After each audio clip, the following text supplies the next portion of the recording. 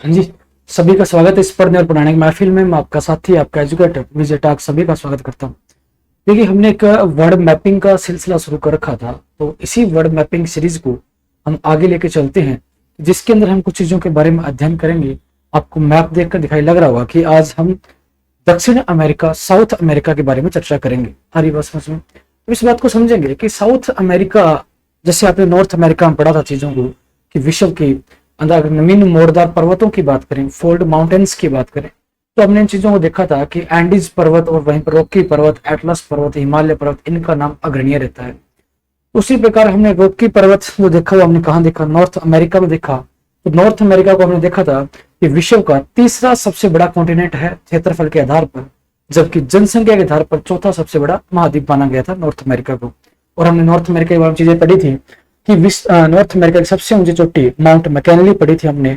वहीं पर एंडीज पर्वत की सबसे ऊंची चोटी माउंट एल्बर्ट पढ़ के आए थे अपन।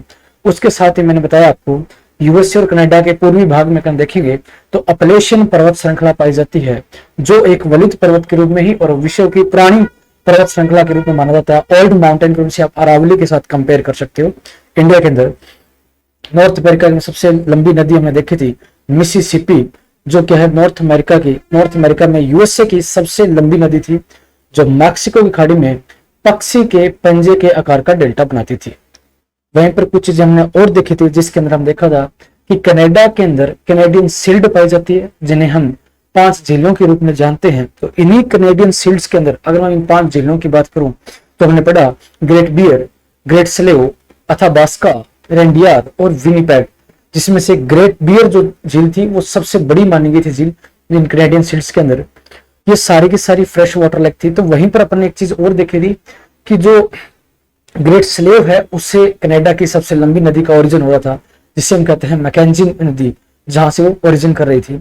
और हमने कुछ चीजें और देखी, जिस प्रकार से हमने डेथ वैली देखी, जो एक भ्रंज घाटी का उदाहरण है कैलिफोर्निया के अंदर।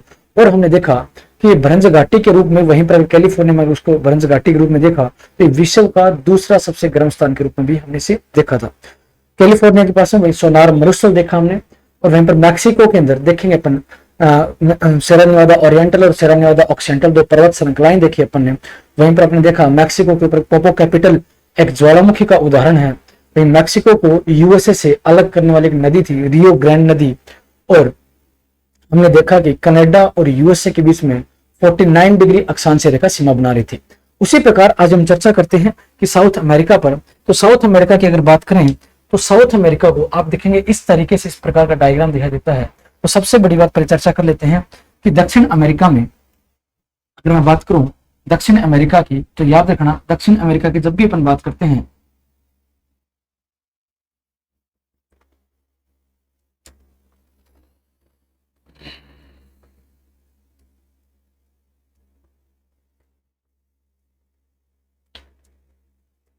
जस्ट मिनट, हाँ जी अब बताइए। साउथ अमेरिका की अगर बात करें अपन, तो साउथ अमेरिका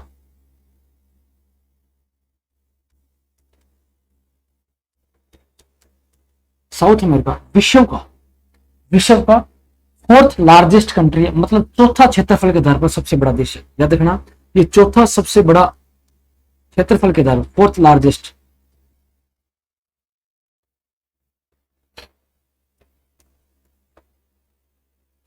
लार्जेस्ट कॉन्टिनेंट है। आ रही बात समझ में? ठीक है जी। उसके बाद अगर देखें जनसंख्या के आधार पर, पॉपुलेशन के आधार पर,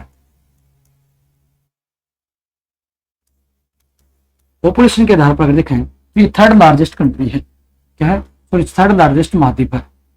आरी बसान, यहां तक चीजें समझे होंगे। उसके बाद अगर चर्चा करें अपन, उसके बाद अगर देखें अपन, तो याद रखना अगर साउथ अमेरिका की बात करें, तो साउथ अमेरिका में 13 देश आते हैं। कितने देश है जी? 13 देश है, 13 कंट्री इसके अंदर।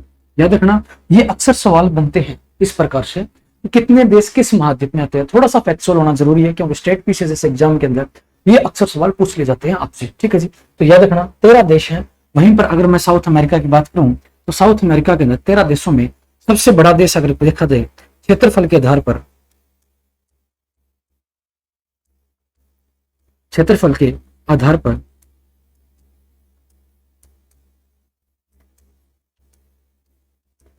ब्राजील सबसे बड़ा देश है। कौन सा? ब्राजील। ब्राजील सबसे बड़ा देश है।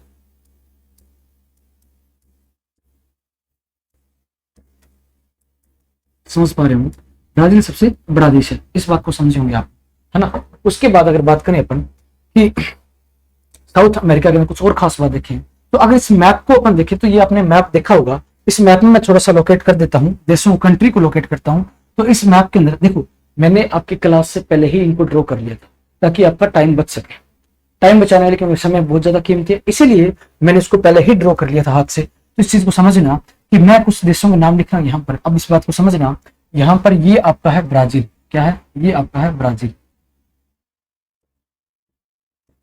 कौन सा? ब्राजील है जी। ब्राजील के बाद आप देखेंगे, इसे बोलते हैं बोल्विया। क्या बोलेंगे इसे? बोल्विया। कौन सा देश है? बोल्विया है। बोल्विया की बात अगर बात करूं, तो ये आपका है पेरू। ये क्या है आपका? पेरू। आरी बस, इसे क्या कहते हैं? पेरू। ये पेरू देश है, ठीक है। पेरू के बाद आप देखेंगे, ये आपका है चिली। इसे क्या कहते हैं? चिली देश है ये, है ना। समझ पा रहे होंगे, इसे कहते हैं चिली। चिली देश है ये, ठीक है जी। चिली के बाद ये आपका अर्जेंटीना। इसे क्या कहते हैं? अर्जेंटीना।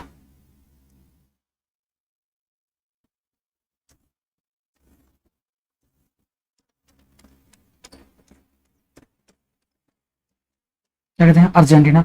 और वहीं पर आप देखेंगे, ये जो क्षेत्र आपको दिखाई दे रहा है यहाँ पर, ये थोड़ा सा मैं इसको लोकेट कर देता हूँ अलग से, यहाँ से इस तरीके से। तो ये आपका है उर्गवे। इसे क्या कहते हैं? उर्गवे। और इसे थोड़ा सा अलग इसको डिनोट कर देता हूँ मैं, है ना, ताकि आपको अलग से पता लग पाए। ठीक है, हाँ, ठीक है, ये हो गया आपका उर्गवे। इसे बोलते हैं उर्गवे, ठीक है जी। तो इसका नाम है उर्गवे।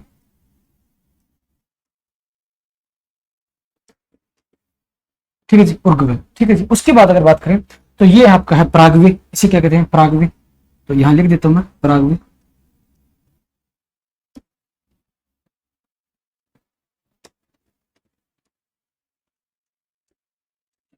उसके बाद अगर बात करें अपन, तो यहां पर ये आपको दिखाई दे रहा होगा, ये है आपका इक्वाडोर। इसे क्या कहते हैं? इक्वाडोर।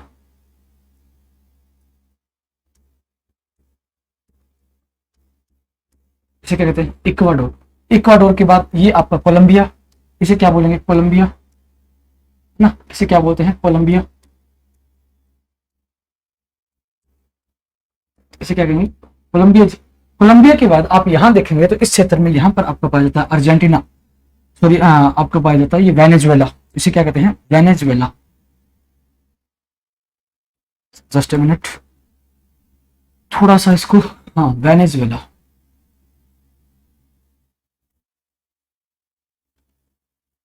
आर्य वसन, इसे क्या कहते हैं? वेनेजुएला। वेनेजुएला के बाद अगर इसकी बात करें अपन, तो इसे बोलते हैं गयाना। इसे क्या कहते हैं? गयाना।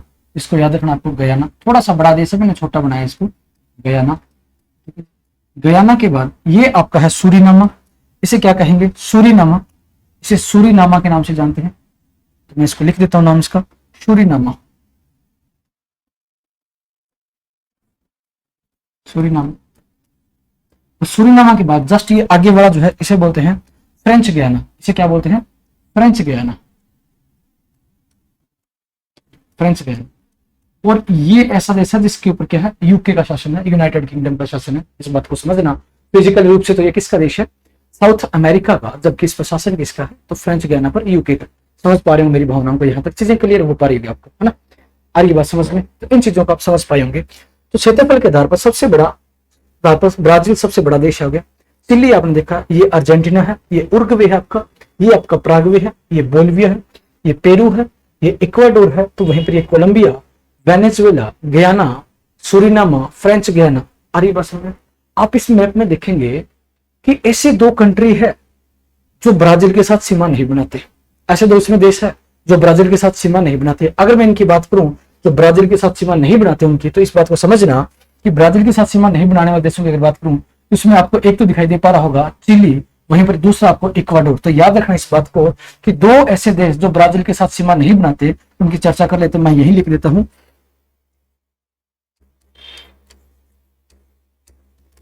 ब्राजील के साथ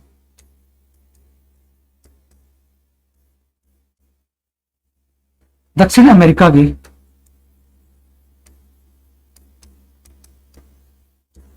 साउथ अमेरिका के दो देश सीमा नहीं बनाते,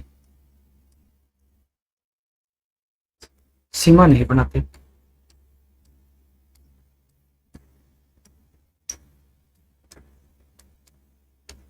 अगर इनकी बात करूं, कौन कौन से देश हैं जो इसके साथ सीमा नहीं बनाते, तो हम बात कर लेते हैं चिली, और पहला देश होगा चिली, वहीं पर दूसरा देश होगा आपका इक्वाडोर।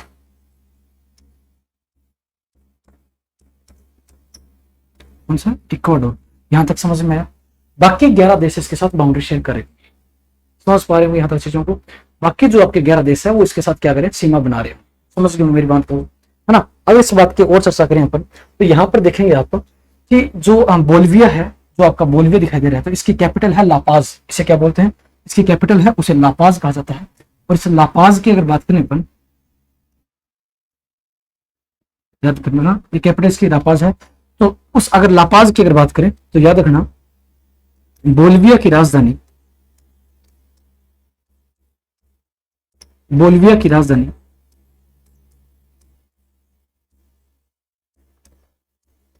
लापाज विश्व की सबसे ऊंची राजधानी मानी जाती है। विश्व की सबसे ऊंची राजधानी मानी जाती है। बताऊं आगे चलकर यही ऊंची क्यों नहीं ऊंची राजधानी होती है, हाईएस्ट कैपिटल मानी जाती है विश्व की, क्योंकि ये आपके एंडीज पर्वत पर है। एंडीज पर्वत के ऊपर वॉल्केनो निकलता रहता है, तो इसलिए वहां पर आप बताऊं इसकी ऊंचाई बढ़ती रहती है एंडीज पर्वत की, इसलिए विश्व की सबसे ऊंची राजधानी मानी जाती है। समझ आ रही बात? आगे चलकर बताऊंगा इन चीजों को और आगे। तो यहां तक सभी को क्लियर होगा। आई होप यहां तक चीजें समझ पाए होंगे कि इन सभी देशों के बारे में आप देखा होगा कि ये मैंने आपको थोड़ा पॉलिटिकल मैप बना के दिखाया है दक्षिण अमेरिका का।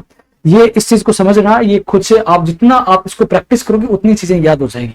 अब वो कंठस्थ होते ज्यादा टाइम नहीं लगेगा, आप 2-3 बार प्रैक्टिस करिए इनको, आपको याद हो जाएगा। 2-3 बार आप ड्रॉ करके देख लीजिए, अगर आप अपना एटलस खोल के देख लीजिए तो इसको आप तैयार करोगे तो हो जाएगी चीजें। ठीक है जी, चलिए अगर आप बात करें अपन नेक्स्ट, अगर मैं बात करूं, ये आपने इसका थोड़ा सा बड़ा बड़ा रिव्यू देखा आपने। ठीक है जी, चलिए अपन अब थोड़ा सा फिजिकल फीचर्स पर अगर इसके बात करें, तो फिजिकल फीचर्स पर बात करें अपन, तो इस बात पर आते हैं।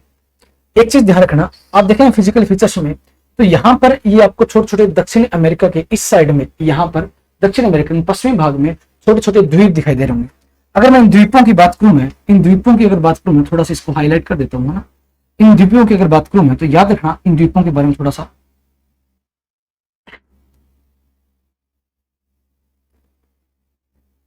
अगर मैं इन द्वीपों की बात करूं तो इन द्वीपों का नाम है गोल्फगोस द्वीप। इन्हें क्या कहते हैं? गोल्फगोस द्वीप कहा जाता है। आरी भाषा में इन्हें क्या कहता है? गोल्फगोस द्वीप के नाम से भी जाना जाता है। समझ पा रहे होंगे, है ना?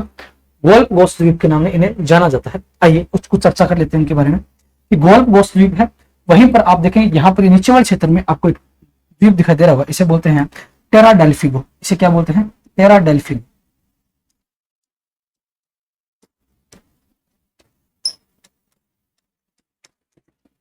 अरे बस ये कौन सा टेरा डेल्फिगो है? ये टेरा डेल्फिगो दक्षिणतम बिंदु है। क्या है? दक्षिणतम बिंदु, दक्षिणतम बिल्कुल पॉइंट माना जाता है ये दक्षिण अमेरिका का। ठीक है जी, वहीं पर अगर बात करें इसके पश्चिमी भाग में, यहाँ पर ये प्रशांत महासागर है। वहीं पर इस साइड में आप सभी जानते हो ये अटलांटिक महासागर है। अरे बस इस साइड में कौन सा? अटलांटिक महासागर है। तो यहाँ पर कौन सा? प्रशांत महासागर है। और ये आपको एक पर्वत श्रृंखला दिखाई दे पा रही होगी, इसे बोलते हैं एंडीज पर्वत श्रृंखला। क्या बोलते हैं इसे? एंडीज पर्वत श्रृंखला। अरे बस इसे क्या बोलते हैं? एंडीज पर्वत श्रृंखला। एंडीज पर्वत,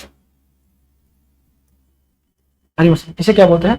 एंडीज पर्वत श्रृंखला। तो इस बात को समझना कि एंडीज पर्वत श्रृंखला जो है विश्व की, अगर बात करें अगर एंडीज पर्वत की, तो विश्व की सबसे लंबी पर्वत श्रृंखला के रूप में इसे जाना जाता है।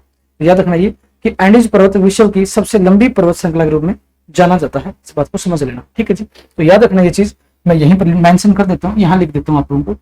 याद रखना कि विश्व की सबसे लंबी पर्वत श्रृंखला, सबसे लंबी पर्वत श्रृंखला है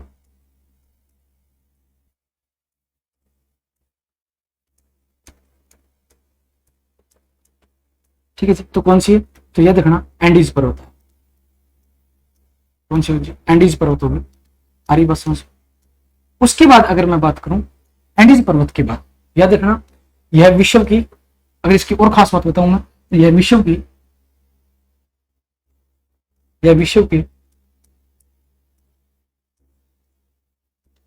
दूसरी सबसे अधिक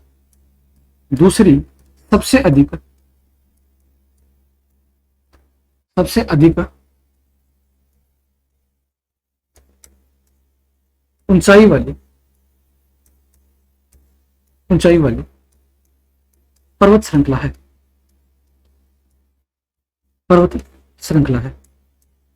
आप सभी जानते हो विश्व की सबसे ऊंची पर्वत श्रृंखला की अगर बात करें तो हिमालय पर्वतमाला क्षेत्र की बात आती है।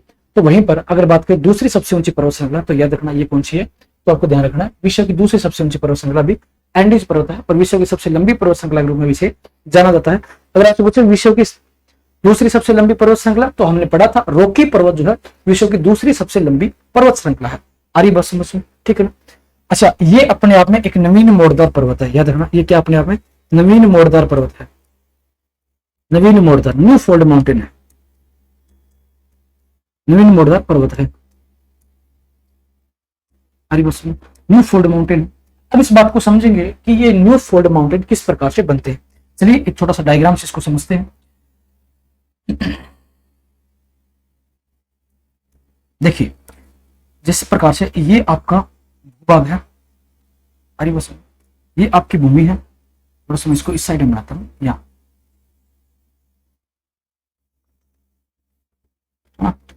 आप देखेंगे जो महाद्वीपीय क्षेत्र है वो पश्चिम दिशा में मूव किए थे, सारे महाद्वीप किस दिशा में, पश्चिम दिशा में मूव किए थे।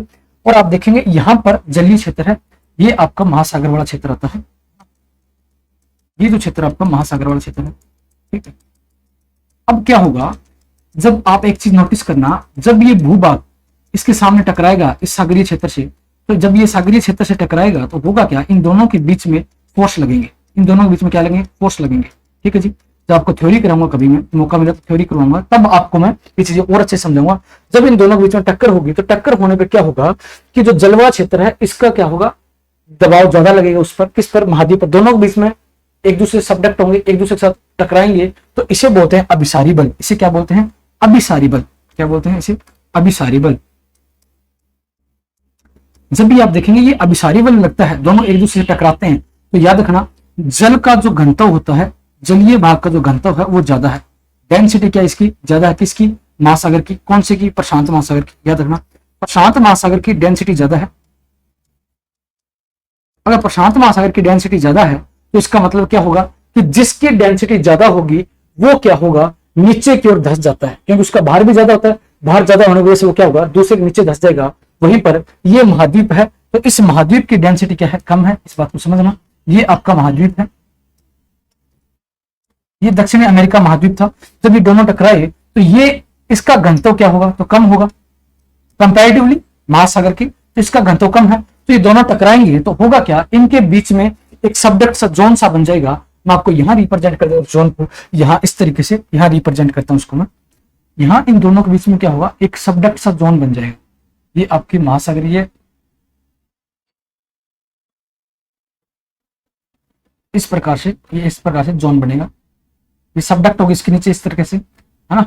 और यहां पर इस तरीके से ये महाद्वीपीय प्लेट है। अरे बस ये महाद्वीपीय प्लेट है,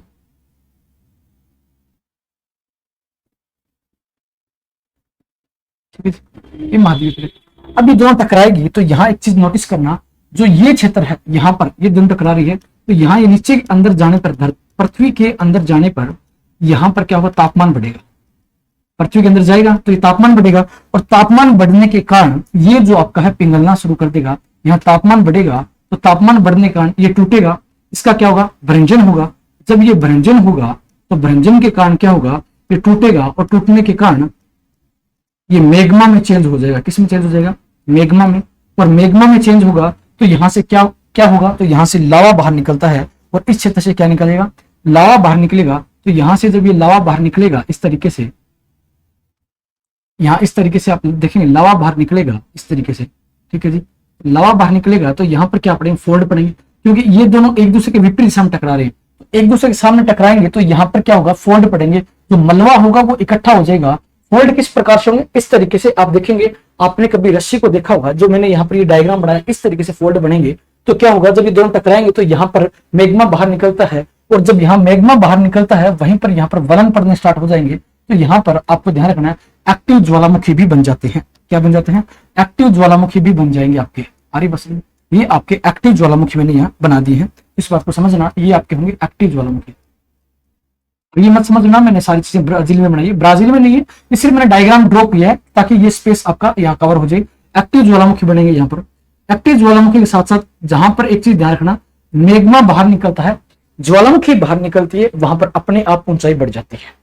अरे बस ऊंचाई बढ़ती रहेगी उस जगह की, क्योंकि अगर मैग्मा बाहर निकला, ज्वालामुखी बाहर निकले तो उस क्षेत्र से ऊंचाई बढ़ी बढ़ेगी। अरे बस यही कारण है कि विश्व की सबसे ऊंची पर्वत श्रृंखलाओं में एंडीज पर्वत का भी नाम आता है, और ये एंडीज पर्वत की यहाँ ऊंचाई बढ़ती रहती है, एक्टिव ज्वालामुखी है, और विश्व की सबसे नवीन मोड़दार पर्वत श्रृंखलाओं में सबसे लंबी पर्वत श्रृंखला में से जाना जाता है। आर्य बस में जब ये सबडक्ट होते हैं एक दूसरे के नीचे, तो यहाँ पर इसे बोलते हैं, जो यहाँ एंगल बन रहा है, ये पूरा ये जो एंगल बन रहा है, ये कितना होता है?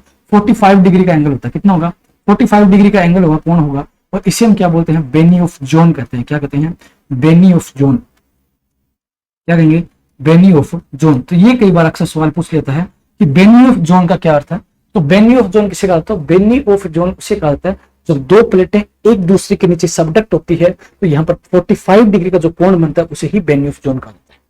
एक ऐसी स्थिति बन जाती है अंदर जाने पर कि जो प्लेट है जिसका घनत्व ज्यादा था, महासागरीय प्लेट का घनत्व ज्यादा था, वो घनत्व ज्यादा होने की वजह से वो नीचे गई, जाने के बाद टेम्परेचर बढ़ा, टेम्परेचर बढ़ने के बाद वो मैग्मा में चेंज हुई, और यहां से ज्वालामुखी बाहर निकलना स्टार्ट हो गई।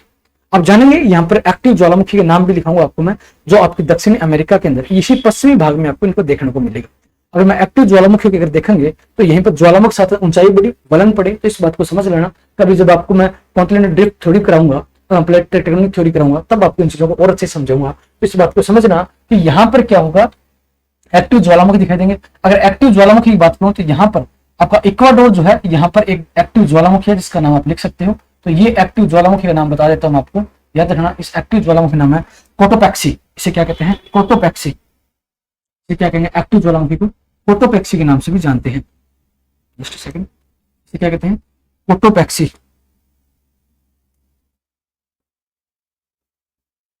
अरे भाई,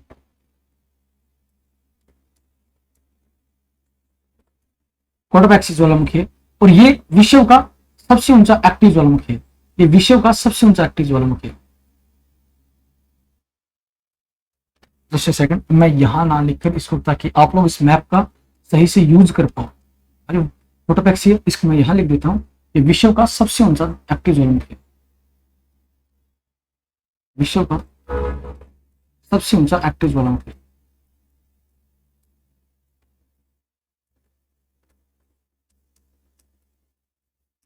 एक्टिव वोल्केनो। आरी बस समझ पाएंगे आप लोग, है ना? समझ पाएंगे। यहां तक सभी को क्लियर होगी? आई होप यहां तक चीजें आप लोगों को क्लियर हो पाई होगी। आरी बस में चलिए आगे चलते हैं। अच्छा, मैंने एक चीज यहाँ लोकेशन को ये डिनोट नहीं किया, ये आपका क्या है? ये विश्व का सबसे शुष्क मरुस्थल, इसका नाम है अटागामा। अटागामा। आरी बस इसे क्या कहते हैं? अटागामा डेजर्ट है, ये मरुस्थल है। आगे चलकर बताऊंगा मैं अटागामा क्या है। ठीक है, चलिए यहां तक समझ में आई चीजें? यहां तक सभी को क्लियर है एक बार, है ना? एक बार थम्स अप करोगे, सभी को क्लियर होगा, है ना? चलिए आगे चलते हैं अपन। ठीक है, गर्मी इतनी ज्यादा है ना, तो गर्मी ज्यादा है ना ठंड ज्यादा है। एसी चलाओ तो ठंड लगती है, और एसी ना चलाओ तो गर्मी लगती है थोड़ा सा, है ना? ऐसा सा मौसम आया पड़ा, लेकिन गर्मी सहन कर सकते हैं, लेकिन ठंड नहीं। ठंड लग गई तो इसके बाद सारा सिस्टम बिगड़ जाएगा। आगे बस यहाँ तक सभी को क्लियर है, चीजें समझ में आई होगी यहाँ तक? आइए चलिए आगे चलते हैं। अब एंडीज पर्वत को आपने देखा है, तो एंडीज पर्वत की एक चीज और नोटिस कर लेते हैं अपन, है ना? अलग से लिख देते हैं। मैं यहाँ पर एंडीज की सबसे ऊंची चोटी लिख देता हूँ अर्जेंटीना के अंदर, यहाँ सॉरी चिली के अंदर। तो इस बात को समझना, ये एकांगुआ। क्या है? एकांगुआ। एकांकागुआ जो है, ये सबसे ऊंची चोटी मानी जाती है एंडीज पर्वत की। आरी भाषा में एंडीज की सबसे ऊंची चोटी मानी जाती है। चलिए आगे चलते हैं। अब कुछ चीजें अपन इसको नोट कर लेते हैं, है ना? कुछ चीजों के बारे में अपन नोट कर लेते हैं। जैसे कि मैं आपको बता दूं, एक तो हमने पढ़ा, क्या पढ़ा कि एंडीज पर्वत के बारे में, कि एंडीज के अंदर एंडीज की सबसे ऊंची चोटी हमने क्या पढ़ी? एंडीज की सबसे ऊंची चोटी, एंडीज की सबसे ऊंची चोटी, तो आपको ध्यान रखना, सबसे ऊंची चोटी की अगर बात करूं एंडीज की, तो एकांकागुआ है। अब ये एकांका गोवा जो है आपको ध्यान रखना है, मैंने आपको अभी बताया कि जो यहाँ पर जहां पर तटीय क्षेत्र होंगे वहां पर क्या होगा, एक्टिव वोल्केनो दिखाई देंगे। और एक्टिव वोल्केनो तो आकांका गोवा भी अपना में किसका उदाहरण है, ज्वालामुखी का, ज्वालामुखी का उदाहरण है। ठीक है जी, किस देश में आती है तो ध्यान रखना ये किस में आती है, इस बात को भी आपको समझना है। अगर इस देश की बात करें तो है ना चिली देश में स्थित है, चिली देश में है।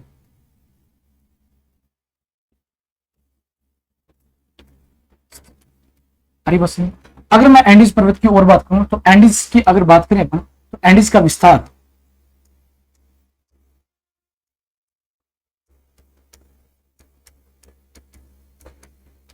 अगर मैं एंडीज पर्वत की बात करूं तो एंडीज पर्वत का जो अगर विस्तार की बात करें तो याद रखना इसका विस्तार जो है कोलंबिया, कोलंबिया से कहां तक हुआ, तो याद रखना कोलंबिया से आपका अर्जेंटीना, अर्जेंटीना तक इसका विस्तार हुआ है। आ रही बात समझ में। उसके बाद अगर बात करें इस पर्वत पर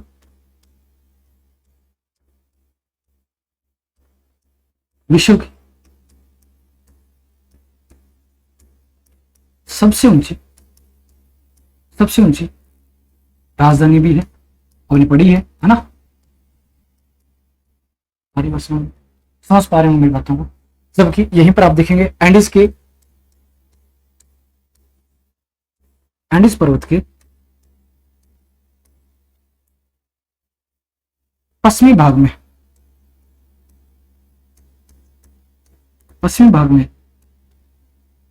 एक क्या पाया जाता है, मरुस्थल पाया जाता है, जिसे हम क्या कहते हैं, अटागामा मरुस्थल पाया जाता है।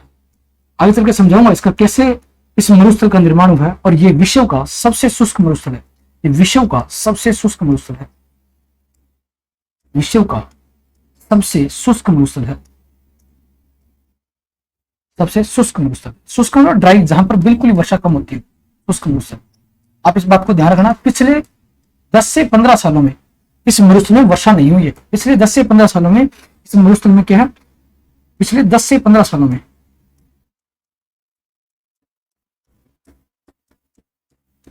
15 वर्ष में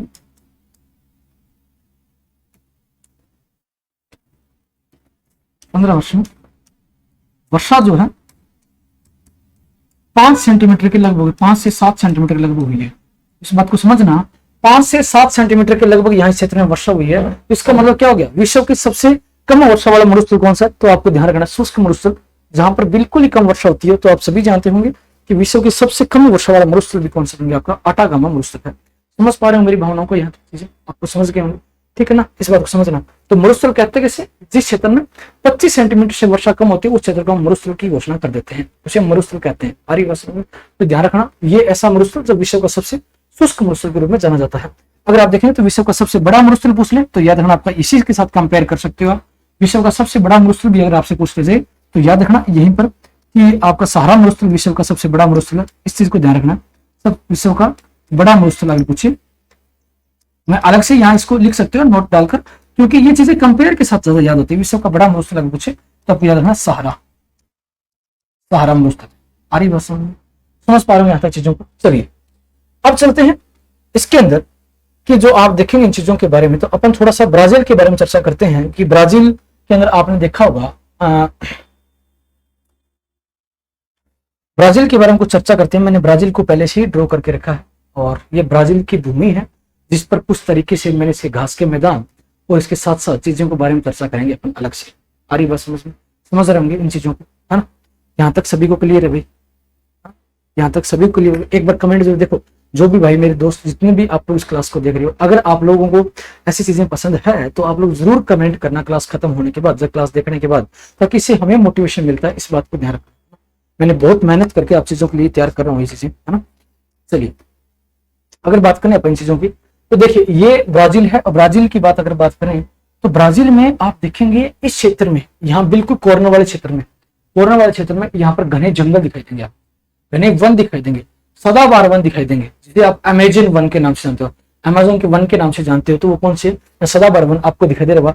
आप देखेंगे इस क्षेत्र में आप जैसे जाते हो तो यहां पर सूर्य की लाइट बिल्कुल ही नहीं पहुंच पाती, बहुत कम पहुंच पाती है, बहुत ही कम पहुंच पाती है। ऐसा इसलिए क्योंकि आप देखेंगे ऊपर से अगर इसकी फोटो लोगे तो आपको इसको छतरी से दिखाई देगी, ऊपर से है ना, छतरी जैसी आकृतियां दिखाई देगी। ठीक है, तो इस चीज को देखना कि यहाँ वर्षा वन जो या सदाबहार वन या वर्षा वन इसके नाम से जानते हैं, यहाँ मैंने दिखाया कि यहाँ वर्षा की मात्रा ज्यादा होती है, इसीलिए यहाँ पर चीज दिखाई देगी। अक्सर ऐसे वन आपको पूर्वीय तटीय क्षेत्रों पर ही दिखाई देंगे। किसी भी महाद्वीप के आप ईस्टर्न पार्ट पर देखेंगे सबसे अधिक ऐसे वनस्पति देखने, सॉरी ऐसे वन देखने को मिलेंगे।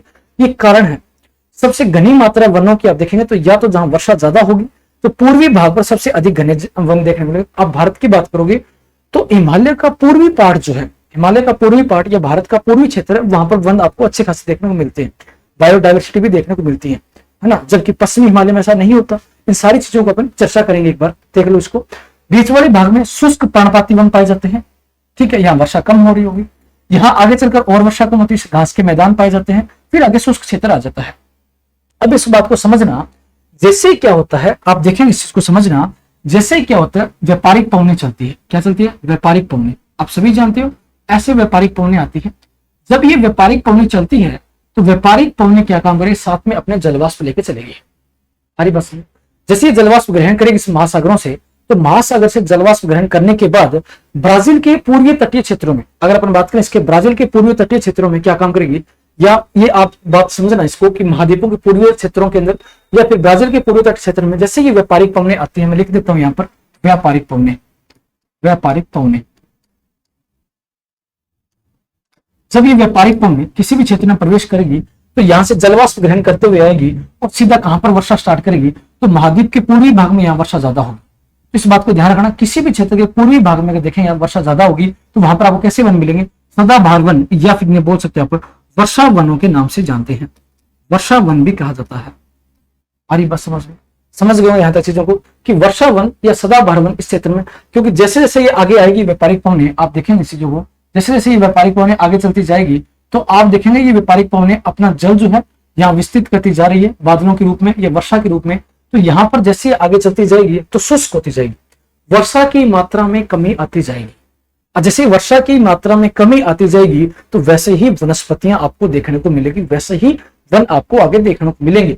जैसे आप यहाँ से आगे बढ़ोगे तो यहाँ शुष्क पर्णपाती वन, क्योंकि यहाँ वर्षा कम होनी स्टार्ट होगी।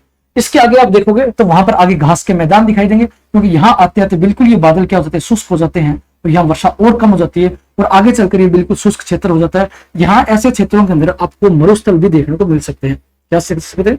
मरुस्थल। तो आप देखेंगे महाद्वीपों के सारे पश्चिमी भागों में ही मरुस्थल दिखाई दे रहे होंगे, महाद्वीपों के पश्चिमी भागों में ही मरुस्थल दिखाई दे रहे हैं, ना कि पूर्वी भागों में। ऐसा क्यों? आप विश्व के अंदर कहीं पर देख लेना, विश्व के किसी भी महाद्वीप में देख लेना, आपको लगभग सारे मरुस्थल पश्चिमी भागों में दिखाई देंगे, ना कि पूर्वी भागों में।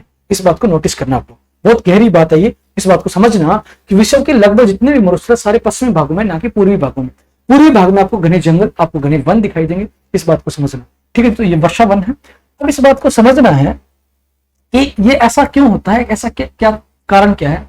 आप देखेंगे जब ये व्यापारिक पवनें यहाँ से प्रवेश करते समय वर्षा करती जाती है तो वर्षा की मात्रा में कमी आती जाती है और इसी कारण इन क्षेत्रों में वनों का विस्तार होता है। आगे बात समझ में, यहां तक समझ पाएंगे आप लोग इन चीजों को, है ना? यहाँ तक सभी को सभी लोग समझ पाएंगे। यहाँ तक किसी भी व्यक्ति को अगर किंतु परंतु तो बताइए मेरे को एक बार, है ना? बस किसी को कोई भी किंतु परंतु तो एक बार बताइए मुझे, है ना? बस तो कुछ चीजें और कर लेते हैं अपन, है ना? अगर अपन इस वनों की बात करें, अगर अमेज़न की वनों की बात करें अपन, तो मैं यहाँ इसके बारे में कुछ चीजें लिख देता हूँ, है ना? अमेज़न की वनों की अगर बात करें अपन, यही लिख लेते हैं अपन ना, ताकि आपको याद रहेगा बाद में। ठीक है, चलिए अमेज़न की वन।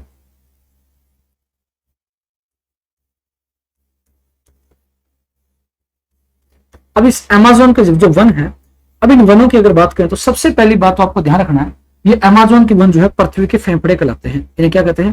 पृथ्वी के फेफड़ा, पृथ्वी का फेफड़ा कहते हैं। क्या कहते हैं? पृथ्वी का फेफड़ा कहा जाता है। उसके बाद आप लोग ध्यान रखना, पृथ्वी के फेफड़े के बाद आपको एक चीज और ध्यान रखनी है अमेज़न वनों के लिए, ये वायुमंडल में ऑक्सीजन की मात्रा सबसे अधिक उपलब्ध करते हैं, O2 की मात्रा सबसे अधिक उपलब्ध कराते हैं, सबसे अधिक उपलब्ध कराते हैं।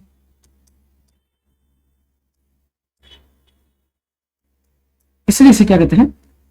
आप समझते होंगे फेफड़े कहा जाता है। और इसके बारे में अगर चर्चा करें अपन, एक चीज के लिए और खास बात है, याद रखना जो अमेज़न के वन है ये जलवाष्प की मात्रा सबसे अधिक प्रोड्यूस करते हैं।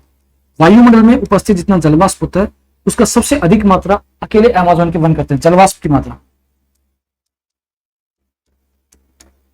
सबसे अधिक प्रोड्यूस करते हैं, सबसे अधिक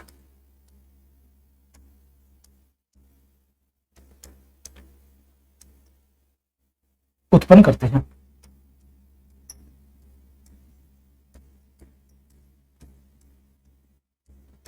आर्यभट्ट सबसे अधिक उत्पन्न करते हैं, इस बात को समझ लेना आपको। आर्यभट्ट उसके बाद अगर कुछ चीजें और चर्चा करें अपन, जलवाष्प की मात्रा सबसे अधिक उत्पन्न करते हैं, उसके साथ साथ आपको ध्यान रखना है अमेज़न के वनों के अंदर, अमेज़न के वन जो है वर्षा वन या सदाबहार वन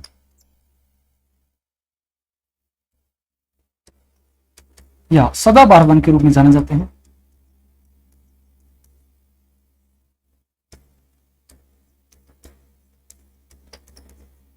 रूप में जाना जाता है। और एक चीज और खास बात है, इनकी जो लकड़ी होती है वो हल्की होती है। इनकी जो वुड होती है, लकड़ी जो है, लकड़ी जो होगी वो क्या होगी, आपको ध्यान रखना, ये हल्की होती है। ऐसी होगी, हल्की लकड़ी होती है।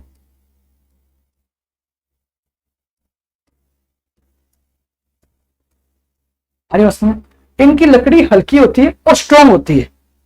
इस बात को समझना, जो इनकी लकड़ी है वो हल्की है और स्ट्रांग है। इस बात को समझना, मजबूत होती है क्योंकि ये पानी के, मतलब कि जो पानी है उसको सहन कर कर ये ऐसी लकड़ी बन जाती है, इस पर पानी का कोई फर्क नहीं पड़ता।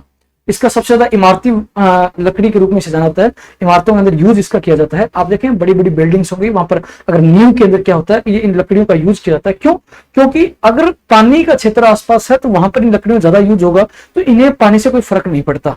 आ रही बात समझ में? इस बात को समझना, और जितना ज्यादा ये गिल्ली होगी उतना ज्यादा ही ये क्या करेगी, तकड़ी स्ट्रॉन्ग होती जाएगी। तो हल्की है, लेकिन इसका और खास बात क्या है, ये स्ट्रॉन्ग होती है। क्या होती है, आप बोल सकते हो ये सबसे कठोर होती है, कठोर मानी जाती है,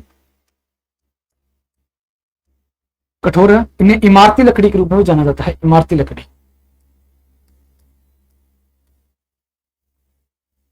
इमारती लकड़ी कहा जाता है।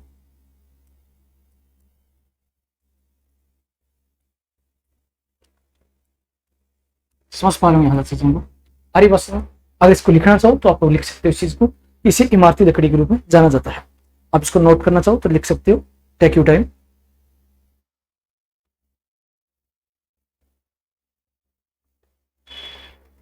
आई होप आप लोगों ने यहां तक चीजें क्लियर हो पाई होगी, है ना?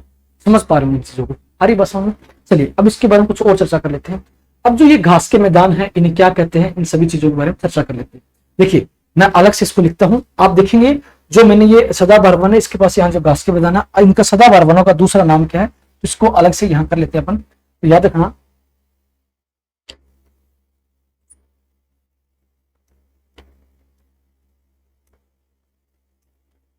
अमेज़न वन को क्या कहते हैं, सेल्वास के नाम से जानते हैं। इसे क्या कहते हैं, सेल्वास भी कहा जाता है, सेल्वास कहा जाता है। अरे बस वहीं पर आप देखेंगे ब्राजील के पश्चिमी भाग में, जैसे यहां पर आप बोलेंगे उष्ण कटिबंधीय घास के जो मैदान है,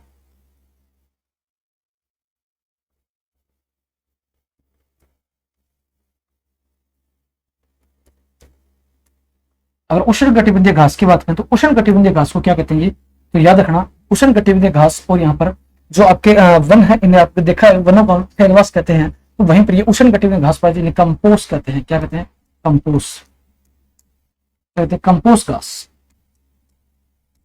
अरे बस क्या कहते हैं इसे, कंपोस्ट घास के नाम से जाना जाता है। इस बात को समझ लो, ठीक है जी। कंपोस्ट घास कहते हैं उष्ण कटिबंधीय घास, जो ब्राजील के अंदर से कंपोस्ट। वहीं पर इसके दक्षिण में एक घास पाई जाती है, सॉरी उत्तर में एक घास पाई जाती है, जिसे हम क्या कहते हैं, उत्तरी क्षेत्र में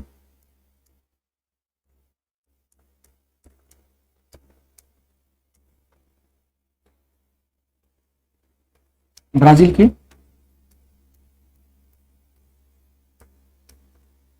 घास का मैदान है। इस घास को अपन क्या कहते हैं, तो याद रखना, इस घास का नाम जो है इसे कहते हैं लानोस। क्या कहते हैं, लानोस। क्या कहेंगे, लानोस घास। आगे बस इस बात को समझना, ये लानोस घास अपने आप में कहा, वेनेजुएला वाले क्षेत्र में पाई जाती है। वेनेजुएला के अंदर खासकर इसकी ज्यादा मात्रा में देखने को मिलती है। तो याद रखना ये वेनेजुएला में सबसे अधिक देखने को मिलती है। अभी उसमें वेनेजुएला में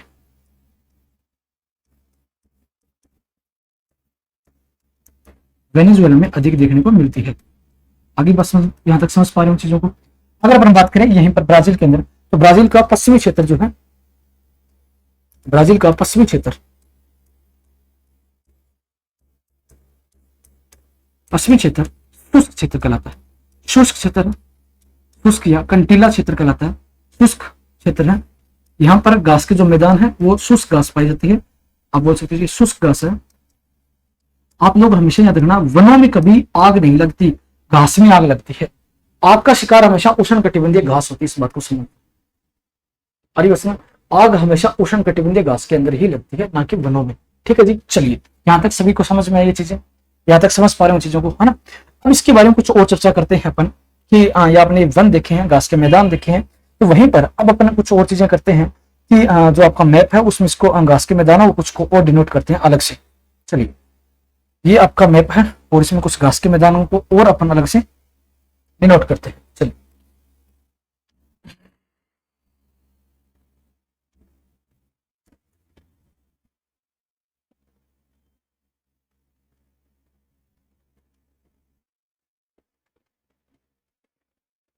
ठीक है जी, इसको थोड़ा सा कलर फिल करेंगे तो अपन थोड़ा सा इसको अच्छे से करते हैं। हाँ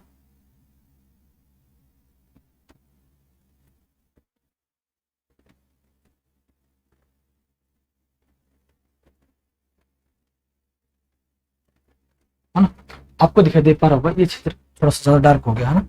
चलिए एक बार थोड़ा सा दोबारा इसको,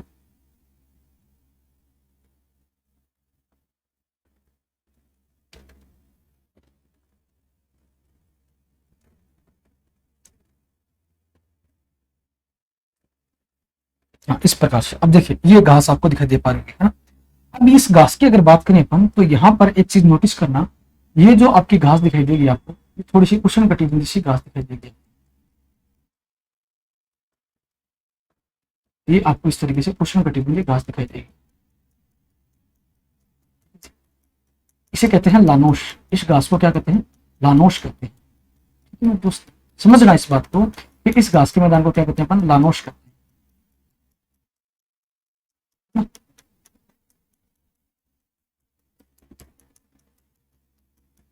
चलिए ये हो गया आपका, यहाँ तक थोड़ा सा समझ पा रहे हो इन चीजों को। तो ये घास का मैदान आपका क्या कहलाएगा? लानोश घास का। ठीक है जी, इसको मैं यहाँ नोट कर देता हूँ, लानोश।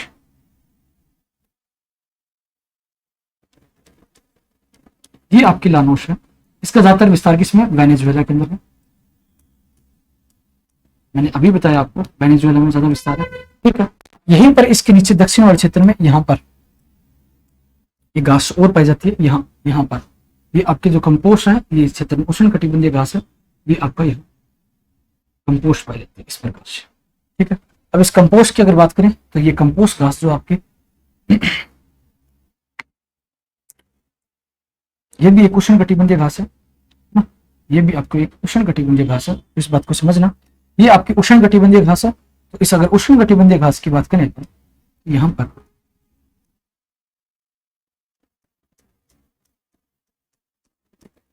मैंने थोड़ा सा इसको डार्क सा बना दिया है ना, अलग से।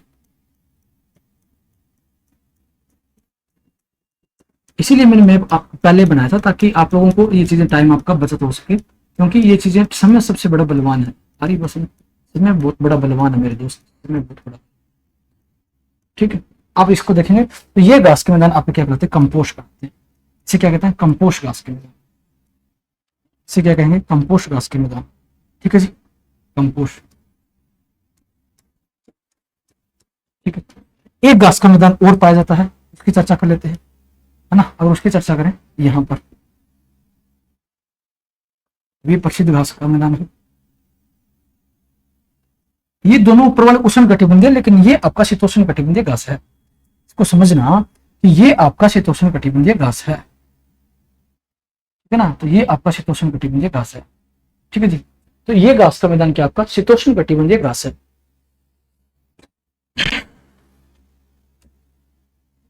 इसे अपन लिख देते हैं शीतोष्ण कटिबंधीय घास। इसका नाम है पंपास। पंपास इसे बोलते हैं शीतोष्ण कटिबंधीय घास। ठंडे इलाकों की सॉफ्ट घास। जैसे आपने देखा प्रेरीज देखा था, प्रेरीज कहां देखा था, प्रेरीज आपने देखा था नॉर्थ अमेरिका में, तो वैसे ही अर्जेंटीना वाले क्षेत्र में क्या पाई जाती है, पंपास घास। तो याद रखना ये कहां पाई जाती है, अर्जेंटीना में। अरे बस, तो अर्जेंटीना में घास का मैदान पाया जाता है, ठीक है। तो ये पंपास घास होगी। और यहाँ पर कुछ चीजें और देखेंगे अपन, तो ये लानोश आपने वेनेजुएला में, कंपोस्ट आपने ब्राजील वाले क्षेत्र में, तो वहीं पर पंपास आपकी क्या है, ये अर्जेंटीना में घास का मैदान दिख रहा है। अरे बस, यहाँ तक किसी को किंतु परंतु तो बताइए, किसी को किंतु परंतु। तो इस प्रकार से आपको इन चीजों को आपको कंपेयर करके देखना है। डायरेक्ट घास के मैदानों से सवाल आता है लानोश कहां, ये आपकी 10th क्लास की एनसीईआरटी में इन चीजों को दे रखा है, ठीक है जी। चलिए आगे चलते हैं। चलिए अब अपन बात करते हैं मरुस्थलों की, वो भी किसके अंदर, दक्षिण अमेरिका के कुछ मरुस्थल है। मरुस्थलों में सबसे ज्यादा इंपॉर्टेंट अगर मरुस्थल की बात करूं तो वो अपन सभी जानते हैं, उस मरुस्थल का नाम अटागामा हमने पढ़ा था। और ये अटागामा मरुस्थल आपका इस क्षेत्र में दिखाई देगा आपको।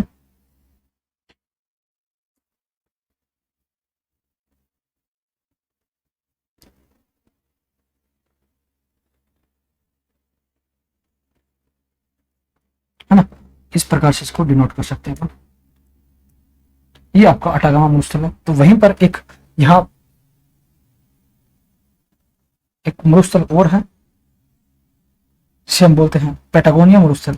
इसका कलर थोड़ा सा मैं अलग कर देता हूं ताकि आप समझ पाए, ठीक है जी। चलिए ये आपका हो गया अटागामा मरुस्थल, ठीक है। इसे क्या बोलते हैं, अटागामा।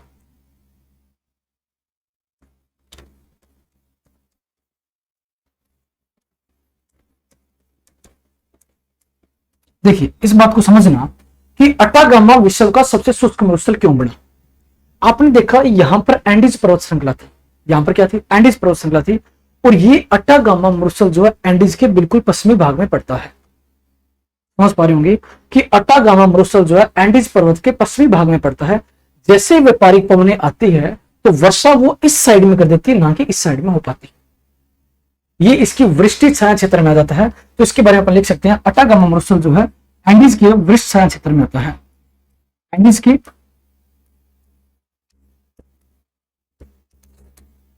वृष्टि क्षेत्र में, या आप बोल सकते हो छाया क्षेत्र में आता है। और इसी कारण इसमें क्या नहीं हो पाती, वर्षा नहीं हो पाती। इसलिए क्या होती है, यहां पर वर्षा कम होती है। अरे बस समझ में, वर्षा कम होती है। पहला रीजन तो ये है कि इस क्षेत्र में वर्षा बिल्कुल कम होती है, 5 सेंटीमीटर तक वर्षा देखने को मिलती है। और ये विश्व का सबसे शुष्क मरुस्थल माना गया है। दूसरा आप देखेंगे नीचे वाली साइड से ऐसे जलधाराएं चलती है, जिसे हम बोलते हैं हम्बोल्ट जलधारा। क्या कहते हैं, हम्बोल्ट। इस जलधारा का नाम है हम्बोल्ट। ये हम्बोल्ट नाम पड़ा है एक व्यक्ति के नाम पर, तो याद रखना ये हम्बोल्ट, हम्बोल्ट जलधारा, जिस व्यक्ति ने इसके बारे में चर्चा की, ठीक है जी, हम्बोल्ट जलधारा। और ये जो हम्बोल्ट जलधारा है ये अपने आप में ठंडी जलधारा है। क्या ये ठंडी जलधारा है, ठंडी जलधारा है।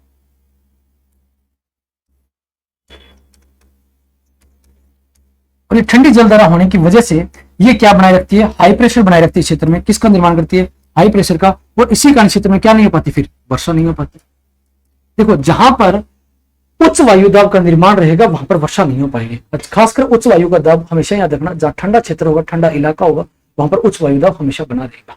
अरे बस में, और इन्हीं क्षेत्रों में क्या उच्च वायु दाब बना रहता है, इसलिए इन क्षेत्रों में क्या नहीं हो पाती, वर्षा नहीं हो पाती। और ये सबसे बड़ा रीजन है हम्बोल्ट जलधारा का भी है। इसे दूसरा नाम इसका पेरू जलधारा के नाम से भी जानते हैं। किसके नाम से जानते हैं, पेरू, पेरू जलधारा के नाम से, पेरू करंट के नाम से भी जानते हैं। अरे बस समझ लो यहाँ पे चीजों को, ठीक है। अब इस साइड में ये जो मरुस्थल दिखाई दे रहा है इसे बोलते हैं पैटागोनिया मरुस्थल। क्या कहते हैं, पैटागोनिया, पैटागोनिया मरुस्थल। ये आपका अर्जेंटीना वाले क्षेत्र में पाया जाता है, पैटागोनिया मरुस्थल है।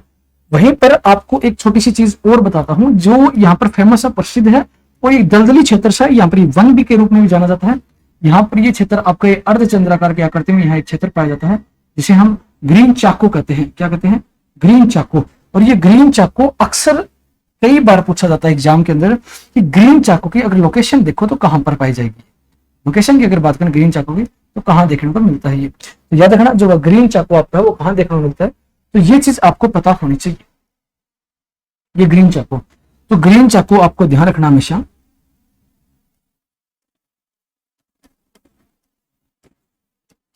दक्षिणी अमेरिका महाद्वीप में पाया जाता है ग्रीन चाको। अब ये ग्रीन चाको है क्या, एक तरीके से यहाँ पर वन भी है, उष्णकटिबंधीय वन भी है, लेकिन यहाँ पर कुछ दलदली क्षेत्र भी है।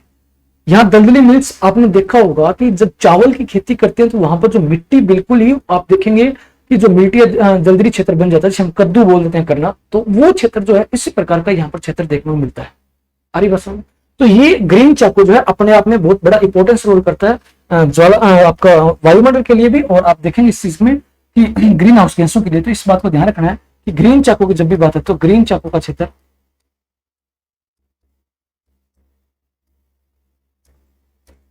वन व दलदली क्षेत्र के रूप में जाना जाता है।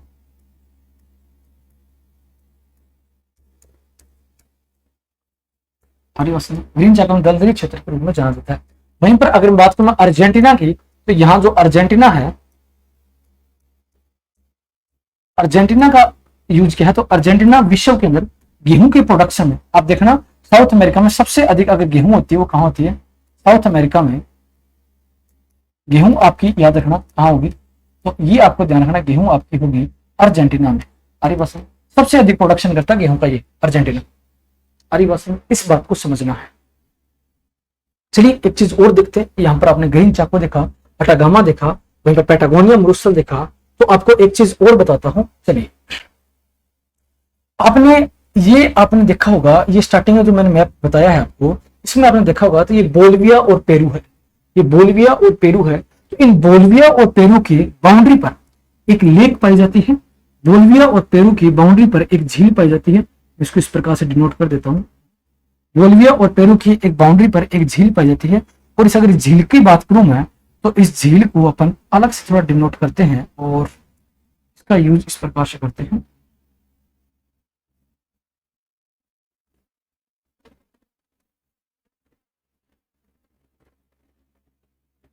इस प्रकार से झील को देखेंगे आप, है ना, इस प्रकार से आप झील को देखेंगे तो ये आपको एक झील दिखाई देगी। इस झील का नाम है टिटिकाका लेक। इसे क्या कहते हैं, टिटिकाका लेक।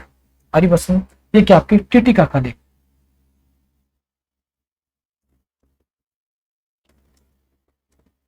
क्या है, टिटिकाका, याद रखना। ये भाग चल कर लेते हैं अपन, इसको लिख लेते हैं आगे जहां पर हमने इसको लिखा है, ठीक।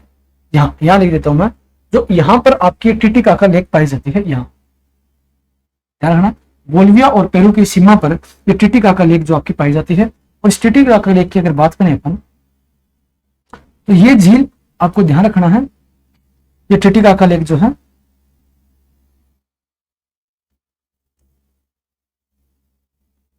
मैं यहां लिख देता हूं इसको,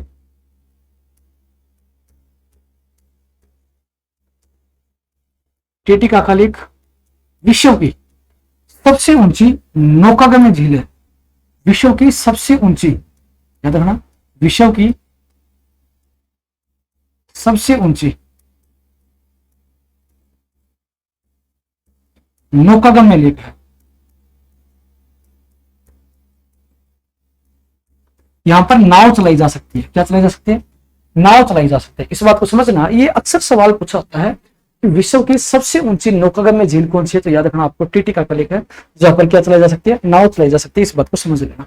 अरे बात समझ में, है ना, टिटिकाका झील विश्व की सबसे ऊंची नौकागम्य झील चलाई है, जो यहाँ पर बोलिविया और पेरू की सीमा पर है। इसको यहाँ देख सकते हो, बोलिविया और पेरू की सीमा पर है, ये बोलिविया और पेरू की सीमा, और पेरू की सीमा पर है।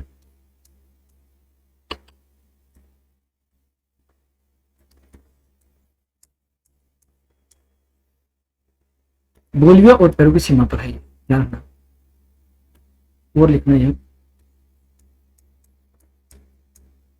याद रखना, ये बोलिविया और पेरू की सीमा पर है। ठीक है जी, आगे बस ये चीज आपको ध्यान रखनी है। और विश्व की सबसे ऊंची नौकागम्य झील है, इसे हनीमून लेक भी कहते हैं। क्या कहते हैं, हनीमून लेक, हनीमून लेक के नाम से भी जानते हैं, कहते हैं हनीमून लेक के नाम से भी जाना जाता है। इस बात को समझ, ठीक है जी। अब एक बात समझिए कि जो आपका ब्राजील है, ब्राजील का पूर्वी हिस्सा है, इसको अलग से अपन कर लेते हैं। जो ब्राजील का पूर्वी हिस्सा है और ये पश्चिमी हिस्सा है, इसमें थोड़ा पठारों के बारे में अपन चर्चा कर लेते हैं, थोड़ा सा, है ना, पठार वगैरह की। तो ध्यान रखना, ये ब्राजील का जो पूर्वी हिस्सा है, जस्ट ए मिनट, मैं आपको इसको यहाँ बीच में ले आता हूँ, है ना। चलिए इसको अपन बीच में लेके आते हैं।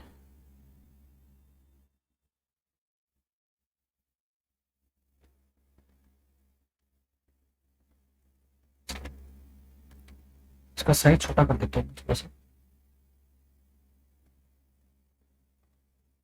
अब आपको ज्यादा समझ में आएगा इसे। ठीक है, चलिए अपन अब इसकी बात करें। जो इस साइड वाला क्षेत्र जो आपका ये क्षेत्र है ना, ये क्षेत्र, इसे बोलते हैं पूर्वी उच्च भूमि। इसे क्या कहते हैं? पूर्वी उच्च भूमि। ब्राजील की ये पूर्वी उच्च भूमि है। दक्षिण अमेरिका का क्षेत्र ये पूर्वी उच्च भूमि ग्राम से आता है। ठीक है, ये पठार सा बना हुआ एक तरीके से, तो इसे बोलते हैं पूर्वी उच्च भूमि, ईस्टर्न हाईलैंड।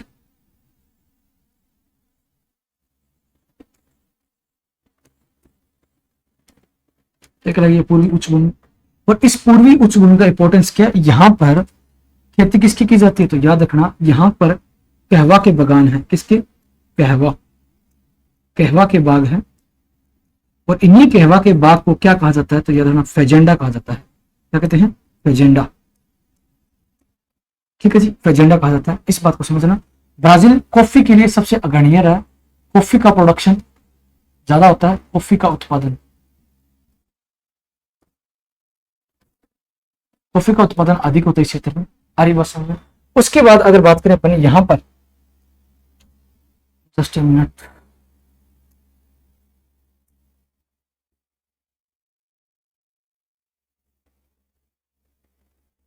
आप देखिए यहां पर एक उच्च भूमि पाई जाती है जिसे हम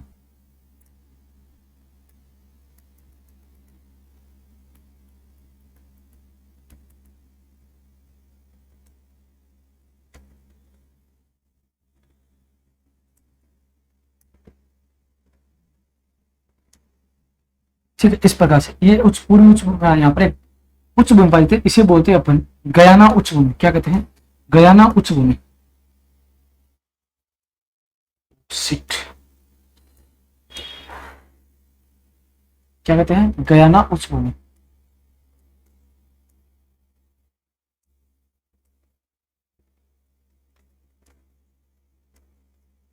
ये देखना, ये कौन सी गयाना उच्च भूमि है? तो गयाना उच्च भूमि है जहां पर क्या है, ये पठार है, इसे ये दक्षिण अमेरिका का एक पठार के रूप में है। ठीक है जी, ये गयाना उच्च भूमि है। वहीं पर यहाँ पर देखेंगे तो यहाँ पर एक पठार वो पाया जाता है जिसे हम पेटागोनिया का पठार कहते हैं। ये यहाँ पर एक पठार के रूप में वो पाया जाता है यहाँ, ये पेटागोनिया का पठार है। इसे पेटागोनिया मरुस्थल और पेटागोनिया पठार के रूप में ही जानते हैं। इसलिए मैंने दोनों चीज आपको बता दी ताकि आपको पता हो कि कई बार अक्सर सवाल एग्जाम में पूछ लेता है कि पेटागोनिया का पठार कहाँ है, तो आपको पता होना चाहिए पेटागोनिया का पठार कहाँ है।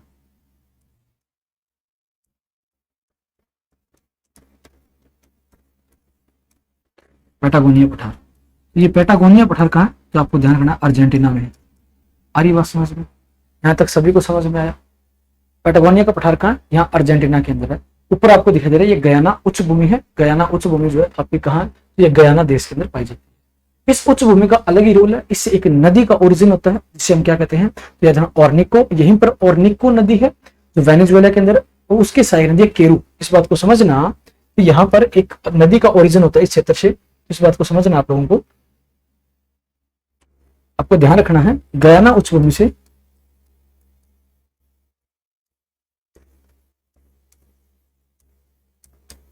गयाना उच्च भूमि से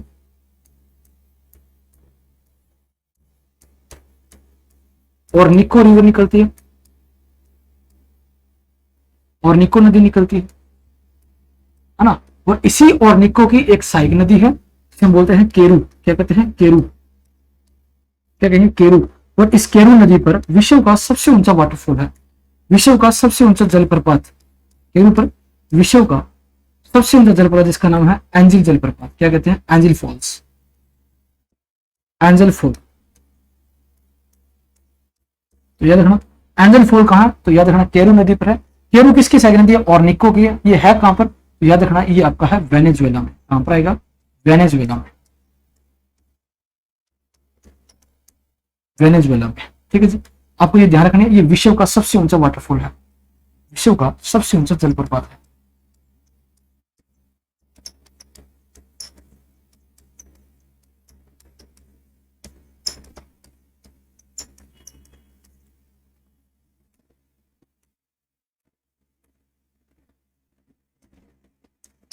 जलप्रपात है। आ रही बात समझ में, है ना, इस बात को समझ होंगे। अच्छा, ये ऑर्निको नदी कहाँ गिरती है, तो याद रखना ये ऑर्निको नदी इस प्रकार से यहाँ से ओरिजिनेट होती है और यहाँ पर आके ये गिरती है और ये कैरेबियन सी में अपना मुहाना बनाती है। तो याद रखना ऑर्निको नदी कैरेबियन सी में गिरती है, यह कैरेबियन सी में,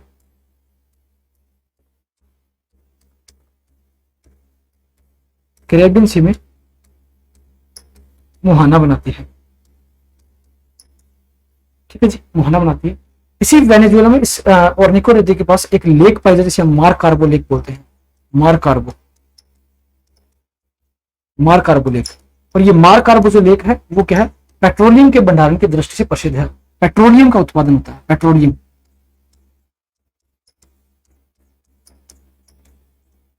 आरी प्रश्न, पेट्रोलियम का प्रोडक्शन होता है इस क्षेत्र से सबसे ज्यादा। यहां तक सभी को क्लियर हो पा रहा होगा, आई होप यहां तक चीजें आप लोग समझ पाए होंगे, है ना, यहां तक सारी चीजें आप लोग समझ पाए होंगे, है ना। चलिए कुछ चीजों के बारे में और चर्चा करते हैं, यहां तक चीजें आपको समझ में आई हो। चलिए अब अपन बात करते हैं अमेजन नदी की। अब किसकी बात करेंगे अपन, अमेजन रिवर की बात करेंगे।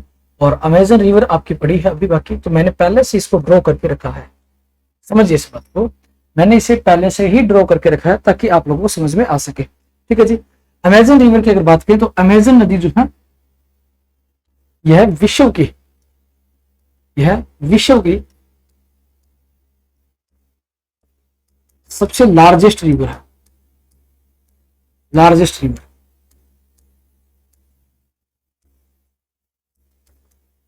तो लार्जेस्ट का मतलब क्या होता है, लार्जेस्ट का मतलब होता है जिसका क्षेत्र ज्यादा हो, जो पानी ज्यादा लेकर जाए, जिसका क्षेत्र ज्यादा हो, जो पानी ज्यादा लेकर जाएगी, वो क्या कराएगी, लार्जेस्ट रिवर। एक बात समझना कि नदियां डेल्टा कैसे बनाती है, किस प्रकार से बनता है, इस बात को समझना। जब आप देखेंगे जहां भी नदी, जहां से जिसका ओरिजिन हो रहा है और जहां जाकर नदियां गिरती है, वहां जहां मुहाना बनाती है अपना, जहां समुद्र सागर के अंदर जहां भी मुहाना बनाती है, उस क्षेत्र में आप देखिए वहां डेल्टा देखने को मिलते हैं। डेल्टा का निर्माण कैसे होता है, जब ये नदियां आती है तो अपने साथ गाद को साथ लेकर चलती है, अपने एरोजन के कारण मिट्टी कंकड़ को साथ लेकर चलती है। जब ये नदियां अलग अलग धाराओं में कहीं जाकर गिरती है, जिस भी क्षेत्र में अलग अलग धाराओं में गिरेगी, तो इन अलग अलग धाराओं के बीच वाला क्षेत्र में जब यहाँ गाद जमा हो जाती है तो ये क्या कहलाता है, डेल्टा कहलाता है। इसको समझने का प्रयास कीजिए। जैसे कि मान के चलो ये नदी है आपकी, इसको समझना कि जैसे कि ये आपकी कोई नदी है, ये नदी आई और नदी की ये एक धारा है, एक धारा इस प्रकार से निकली, एक धारा इस प्रकार से निकली और एक धारा इस प्रकार से निकली। ठीक है, जब ये नदियां अपना मुहाना बनाती है तो इन क्षेत्रों के साथ में क्या मिट्टी लेके आती है, मिट्टी कंकड़ आती है, तो इन क्षेत्रों में ये गाद जम कर इकट्ठे हो जाते हैं। जब ये मिट्टी गाद इस क्षेत्र में जमा हो जाती है तो ये क्षेत्र आपका क्या कहलाता है, डेल्टा कहलाता है। क्या कहते हैं, डेल्टा। और आप देखेंगे भारत के अंदर भी ये देखेंगे कि भारत के अंदर सारे के सारे पूर्वी भागों में जाने वाली नदियां डेल्टा बनाती है। जहां ये ऊंचाई से गिरती है तो अपने मिट्टी का एरोजन करती है, भूमि का एरोजन करती है, भूमि का एरोजन के साथ वो अपने साथ कंकड़ मिट्टी लेके आती है, ये नदियां डेल्टा बनाती है। आ रही बात समझ में। सेम चीज यहाँ ये होता है, जो अमेजन नदी है वो अंतिम रूप से अलग अलग धाराओं में गिरती है, अलग अलग धाराओं में जाकर गिरती है। ये तो ये जो धाराएं हैं, ये जो धारा है अलग अलग धाराओं में, तो ये सारा सारा मुहाना, और सबसे बड़ा मुहाना बनता है इसका, तो याद रखना अमेजन नदी अटलांटिक महासागर में बड़ा मुहाना बनाती है। आरी भाषा में। अब इसकी बात करें अगर नदियों के अंदर जापुरा नदी जो है ये सबसे लंबी सहायक नदी है, की बात करना, सबसे लंबी सहायक नदी, इसकी लंबी सहायक नदी है।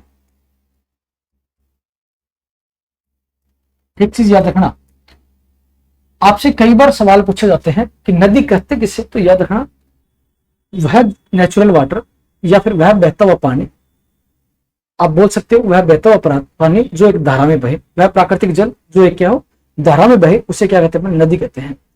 नेचुरल वाटर होना चाहिए अंतिम रूप से कहीं सागर में गिरा हो, लेकिन धारा का मतलब क्या है, जिसकी दिशा और सीमा फिक्स हो। जिसकी दिशा और सीमा नहीं है तो उसे हम प्रवाह कहते हैं, लेकिन जिसकी दिशा और सीमा दोनों हो तो वो क्या कहलाता है, आपकी धारा कहलाती है। हरी बात समझ, ठीक है जी, इस बात को समझना, वो क्या कहलाती है, आपकी धारा कहलाती है। ठीक है जी, चलिए नेक्स्ट अगर बात करें अपन, ये पुरुष नदी है, ये पुरुषी नदी है। पुरुषी नदी के बाद यहाँ पर आप देखेंगे ये मैंडिरा नदी है, जो इसकी सहायक नदी है, मैंडिरा नदी। ये राइट साइड से आप देखेंगे कि नदी जिस दिशा में बहती है उस दिशा में अपना मुख करके लेफ्ट और राइट चेक किया जाता है। ये ऊपर वाली सारी साइड लेफ्ट साइड वाली नदी है, नीचे वाली साइड राइट साइड नदी है, इसके साथ सहायक नदियां बनती है। नेग्रो नदी है, नेग्रो आती है और नेग्रो के साथ ब्रैंको नदी मिलने के बाद अंतिम रूप से इसमें गिरती है। वहीं पर मैडिरा नदी है जो नीचे से आगे इसमें गिरती है अमेजन नदी के अंदर। तो ये इसकी मुख्य सहायक नदियां हैं, तो याद रखना ये इसकी सारी सारी क्या मुख्य सहायक नदियां हैं। मुख्य सहायक नदियां हैं। जी, ये सारी क्या मुख्य सहायक नदियां हैं। अब इस बात को समझना कि जो अमेजन नदी है इसके उत्तरी भाग में आपने देखा कौन सा, लानोस घास का मैदान, तो वहीं दक्षिणी भाग में कौन सा, कंपोस्ट उष्ण कटिबंधीय घास, और बीच में नदी बहती है, आपको दिखाई दे रही है। ठीक है जी। अब हम्बोल्ट नाम का एक व्यक्ति था जो इस नदी के विपरीत दिशा में चलकर आया था, आरी भाषा में, और उसने बहुत सारी चीजों के बारे में अध्ययन भी किया और उसने बहुत सारी चीजों के बारे में लिखा भी था, ब्राजील के बारे में, इन चीजों के बारे में। उसकी एक बुक थी जिसको जला दिया गया बाद में, और उसने बोला कि अगर प्रकृति को सही जीवन चाहते हो तो प्रकृति के साथ छेड़छाड़ ना करना, क्योंकि प्रकृति, अगर अमेज़न की वनों के साथ आपने छेड़छाड़ किया तो हो सकता है विश्व में आपकी आबादी कम होती जाए, वहां पर लोगों की जनसंख्या कम हो जाए और प्रलय आ सकती है। ये बात बिल्कुल कही, क्योंकि अगर अमेज़न वनों की बात करें तो अमेज़न वन किसके लिए, वर्षा के लिए भी, वहीं पर ऑक्सीजन की मात्रा के लिए वायुमंडल सबसे बड़ा इंपॉर्टेंस रोल प्ले करते हैं अपना। आ रही बात समझ में? ठीक है। अब इस बात को समझना कि जब ये चीजें आपने नोटिस की अमेज़न वनों के लिए, आपने ये चीजें सारी चीजें नोटिस की है, तो इसके बारे में अपन और चर्चा कर लेते हैं, किसके लिए, इन्हीं क्षेत्रों के बारे में। तो इस बात को समझना कि मैंने आपको एक चीज बताई थी कि ये जो दक्षिण अमेरिका है, तो दक्षिणी अमेरिका के अंदर आप एक चीज देखना, ये दक्षिण अमेरिका जो है, इस दक्षिण अमेरिका के अंदर कुछ चीजें और बाकी बच गई, उसको अपना और कर लेते हैं।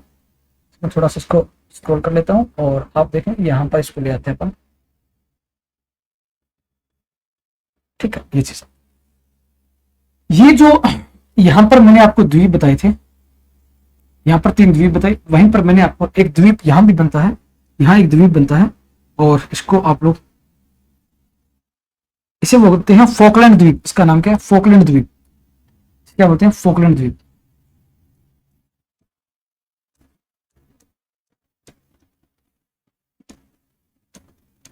और इस पर किसका शासन है, यूके का।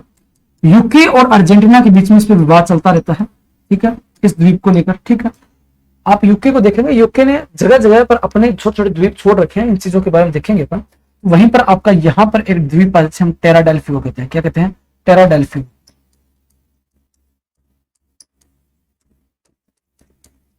क्या बोलते हैं, टेराडेल्फी को द्वीप। इस टेराडेल्फी को द्वीप के बीच में यहाँ पर एक जल संधि पाई जाती है, यहाँ पर एक जल संधि पाई जाती है। इस बात को समझना, जल संधि कहते हैं, स्टेट किसे कहते हैं, वह जलीय निकाय, वह संकीर्ण जलीय बॉडी जो क्या हो, दो भूभागों को अलग करती हो। तो ये मैगलन जल संधि है। ये मैगलन नाम का व्यक्ति था जिसने समुद्र से यात्रा की, समुद्रों की यात्रा की, और समुद्र की यात्रा की तो इसके नाम पर ही ये पूरी पृथ्वी पर चक्कर लगाने वाला व्यक्ति था मैगलन, तो इसके नाम पर ये जल संधि का नाम पड़ा मैगलन जल संधि। याद रखना, ये मैगलन नाम का व्यक्ति था जिसने पूरी पृथ्वी का, आप बोल सकते हो पूरी पृथ्वी का चक्कर लगाया था, पृथ्वी घूमने वाला, और समुद्र से इसने पूरी पृथ्वी घूमी थी, तब इसने इस टेराडेल्फी की खोज की। इस सबसे दक्षिण पॉइंट में टेराडेल्फी को द्वीप पाया जाता है। तो ये टेराडेल्फी किसको अलग करता है, अर्जेंटीना को, मैगलन्स, अर्जेंटीना को टेराडेल्फी को अलग करने वाले जल संधि का नाम रख दिया मैगलन जल संधि। आगे बात सुनिए, ठीक है, ठीक है। चलिए अब आप देखेंगे जो चिली का दक्षिणी तट है वो इस तरीके से थोड़ा सा टूटा फूटा है, इस तरीके से। स्प्रिंग देखा होगा आपने, स्प्रिंग देखा होगा, तो उस प्रकार से टूटा फूटा है। वह क्या कि आप देखेंगे जब ये दो सागर या दो भूभाग या फिर अब महासागर और महाद्वीप दोनों टकराए, अर्जेंटीना और दक्षिणी अमेरिका और प्रशांत महासागर जब टकराए, तो टकराने से क्या हुआ, इस क्षेत्र में क्या हुआ, वलन पड़ गई, फोल्ड पड़ गई। अरे बस क्यों, क्योंकि फोल्ड कब पड़े, क्योंकि तापमान बढ़ा, तापमान बढ़ने के साथ साथ जब दाब बढ़ जाता है तो क्या होता है, फिजिकली स्ट्रक्चर चेंज हो जाती है। क्या होती है, फिजिकली स्ट्रक्चर चेंज हो जाती है। अब फिजिकली स्ट्रक्चर कैसे होगी, आपने कभी प्लास्टिक की बोतल में पानी डालकर देखा होगा, आपने कभी प्लास्टिक की बोतल में गर्म पानी डाला होगा, गर्म पानी डालेंगे तो आप जैसा उसको चाहेंगे वैसे हो जाएगी, लेकिन आपने देखा होगा उसकी स्ट्रक्चर चेंज हो सकती है लेकिन उसका मटेरियल चेंज नहीं होगा। अरे बस तो वो फिजिकली चेंज होता है उसमें, ना कि केमिकली। तो याद रखना, फिजिकली जो चेंज होता है उसमें, इसके कारण क्या होता है, तापमान और दाब की वजह से फिजिकली चेंज। इसी कारण ये चिली का दक्षिणी तट जो है, चिली का जो तट है वो क्या कहलाता है, तो याद रखना आपको फीड तट के रूप से जाना जाता है। क्या कहते हैं इसे, फीड तट।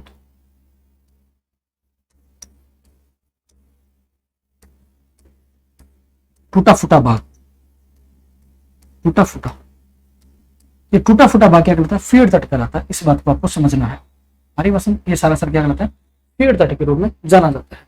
यहां तक सभी को समझ में आया। अरे वसन अच्छा, मैंने ये आपको द्वीप बनाए हैं, इन द्वीपों पर एक व्यक्ति था जिसका नाम था चार्ल्स डार्विन। क्या नाम था? Charles Darwin. और इस व्यक्ति ने यहां पर बैठकर पक्षियों और सरीसृप की, जीवों की का अध्ययन किया और इसने देखा कि विश्व में सबसे अधिक पक्षी जो आते हैं वो कहां पर आते हैं? दक्षिण अमेरिका के अमेज़न के वनों में आते हैं।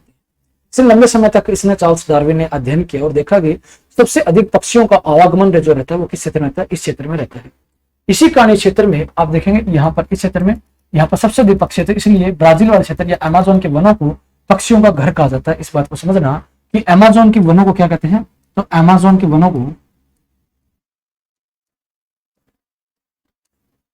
के वन पक्षियों का घर कहलाते हैं। पक्षियों का घर कहलाता है। अरे बस, तो पक्षियों का घर किसे कहा जाता है? तो अमेज़न के वनों को, पक्षियों का, अमेज़न के वनों को क्या कहते हैं? अमेज़न, या आप बोल सकते हैं अमेज़न बोलते हैं इसे, अमेज़न। ठीक है, थोड़ा सा स्पेलिंग मिस्टेक पर मत जाना। अमेज़न के वनों को क्या कहते हैं? पक्षियों का घर कहते हैं, क्योंकि पक्षियों का आवागमन है। ये बात किसने साबित की? तो चार्ल्स डार्विन ने साबित की। समझ गए होंगे। तो ये सारा आपका दक्षिण अमेरिका का आपने चीजें नोटिस की। ठीक है जी। और अगर चीजें देखेंगे अपन तो दक्षिण अमेरिका में आपने देखा है कि ज्वालामुखी, मैंने बताया आपको, कोटोपैक्सी कहां पर है, कौन सी चीज कहां पर है, इन सारी चीजों के बारे में हमने चर्चा की। थोड़ा सा इसका रिवीजन दे लेते हैं अपन, है ना। अगर मैं रिवीजन दूं इन चीजों के बारे में तो हमने क्या क्या चीजें पढ़ी है। तो सबसे पहले अपन बात करें, ये आपने देखा कि मैंने इसके बारे में बताया कि ये आपका दक्षिणी अमेरिका जो है, इसमें 13 देश है। इन 13 देशों को मैंने नोटिस आपको नोट करके दिखाया। ये सारे 13 देश है और ये 13 के देश जो ब्राजील, बोलिविया, पराग्वे, पेरू, ये उरुग्वे, अर्जेंटीना, चिली और Ecuador, Colombia, Venezuela, Guyana, Suriname, French Guiana, ये सारे 13 देश, जिसमें से 2 देश इसके साथ सीमा नहीं बनाते ब्राजील के साथ, बाकी सभी बनाते हैं। और ब्राजील सबसे बड़ा देश है, ब्राजील सबसे बड़ा देश है क्षेत्रफल के आधार पर। इन सारी चीजों के बारे में हमने ये चीजें पढ़ी थी। आ रही बात समझ में? ठीक है, चलिए। और अगर बात करूं मैं, इसमें हमने देखा था कि बोलिविया की राजधानी ला पाज विश्व की सबसे ऊंची राजधानी थी। वहीं पर अपने कुछ चीजें और पढ़ी, जिसके अंदर बारे में अपन बात करें अपन ये चित्र। अगर बात करें ब्राजील के वनों की, तो ब्राजील में हमने वन पढ़े, सदाबहार वन, उष्ण पर्णपाती वन। जैसे जैसे व्यापारिक पवनें आगे चलती है वैसे वैसे वनों का विस्तार क्या होता है? कम होता है। वहां पर वनों के अंदर जो सदाबहार वन है उनके विकास में कमी आनी स्टार्ट हो जाती है। ये सारी चीजें हमने यहाँ पर देखी है। आ रही बात समझ में? उसके बाद हमने क्या देखा इन चीजों के बारे में? उसके बाद हमने एक चीज और नोटिस किया कि यहाँ पर घास के मैदानों के बारे में चर्चा की हमने। तो घास के मैदान अगर देखे अपने, तो घास के मैदानों में अपन सबसे ज्यादा देखें इस तरीके से, ये घास के मैदान देखे। तो घास के मैदानों की अगर बात करें तो ये आपके जो घास के मैदान है, ये आपके उष्ण कटिबंधीय घास थी। ये क्या थी? आपकी उष्ण कटिबंधीय घास थी।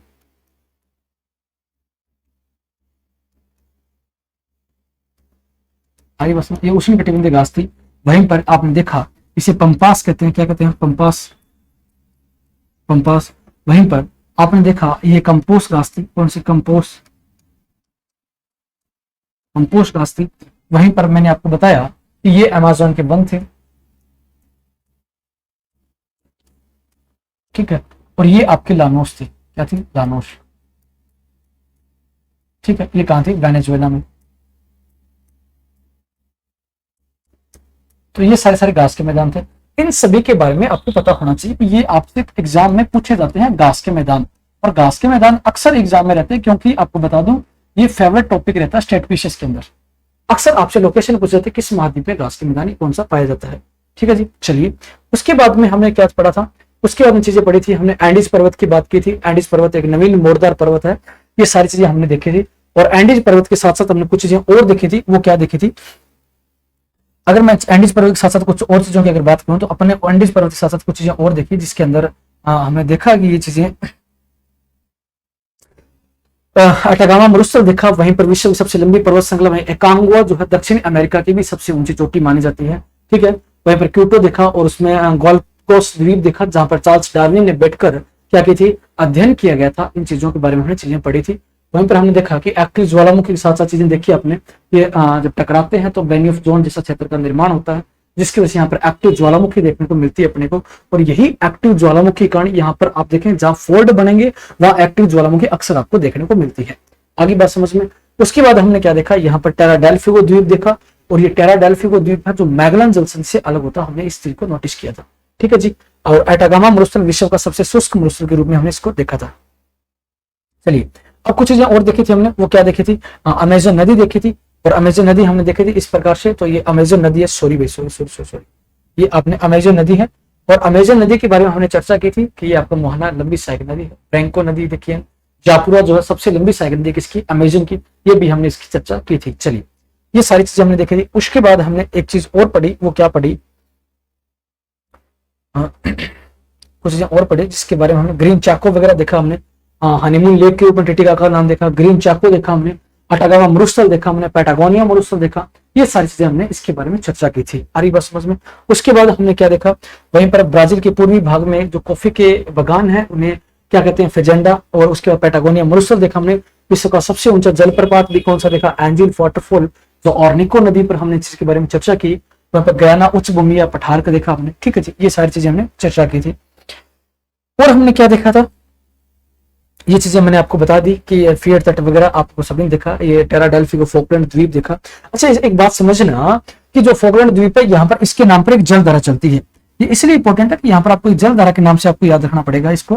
तो यहाँ पर एक जलधारा चलती है, तो ये आपकी ठंडी जलधारा होती है। ये आपकी जलधारा है, यहाँ पर कैसी जलधारा है, ये ठंडी जलधारा है। तो इस जलधारा का नाम पड़ता है, तो आपको याद रखना फोकलैंड जलधारा। क्या कहते हैं, फोकलैंड जलधारा।